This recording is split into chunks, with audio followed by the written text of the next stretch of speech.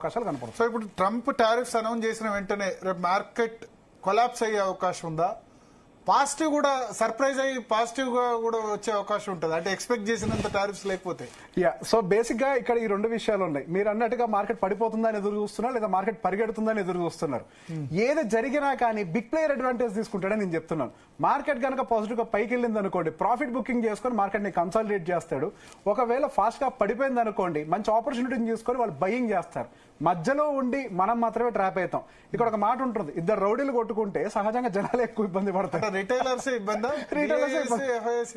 వాళ్ళిద్దరు ప్లాంట్ గానే మూవ్ అవుతారు. సహజంగా కొలెటరల్ డ్యామేజ్ అనేది రిటైలర్ గా జరుగుతుంది. సో రేపు పడిపోయినా మీరు ఆపర్చునిటీగానే చూడొచ్చు అంటారు. మార్కెట్ అనేది కొంచెం కన్సాలిడేట్ అవ్వడానికి అవకాశం. ఒక నిఫ్టీ 300-400 పాయింట్స్ పడ్డది అనుకోండి, మంచి అవకాశంగా చూస్తాను నేను. ఇంతకు మించిన మంచి అవకాశం ఏంటండి, నేను బాటమ్ అవుట్ ఆల్రెడీ అయిపోయిందని గట్టిగా నమ్ముతున్నాను. మార్కెట్ కన్సాలిడేషన్ అయ్యే ప్రక్రియలో మరోసారి కిందకు వస్తే అంతకు మించిన ఆపర్చునిటీ ఏంటి? పెరిగితే 200-300 పాయింట్స్ వెయిట్ చేస్తారు. నేను అప్పుడు వెయిట్ చేస్తాను, నేను నమ్మను. అంటే దాని కొనేందుకు మీరేం పోటీ పడరు. ఎగ్జాక్ట్లీ. ఎందుకనంటే ఇది అయిపోయిన వెంటనే నెక్స్ట్ మన మార్కెట్ అంతా కూడా నెంబర్స్ మీద కాన్సన్ట్రేట్ చేస్తుంది. ఆల్రెడీ ఏప్రిల్ సీజన్ స్టార్ట్ అయింది.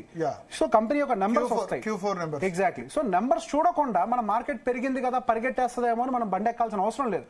నెంబర్లు చూసుకొని, అంటే బస్సులో డీజిల్ ఉందా, టైర్లో గాలి ఉందా, ఇంజిన్ ఆయిల్ ఉందా, అంతా చూసుకొని కదా మనం ప్రయాణం మొదలు పెట్టాల్సింది. అలానే కంపెనీ నెంబర్లు కనుక జస్టిఫై అయినాయా, లేకపోతే గైడెన్స్ ఏమైనా బాగుందా, వీటన్నిటిని చూసుకొని ఒక నిర్ణయం తీసుకోవాలి. కంగారేం లేదు.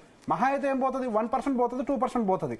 కానీ కంగారు పడి కనుక మనం దాంట్లో ప్రయాణం మొదలు పెడితే యాక్సిడెంట్ అవుతుంది. రైట్. థ్యాంక్ యూ రేవంత్ గారు. సో మొత్తానికి ట్రంప్ టారిఫ్స్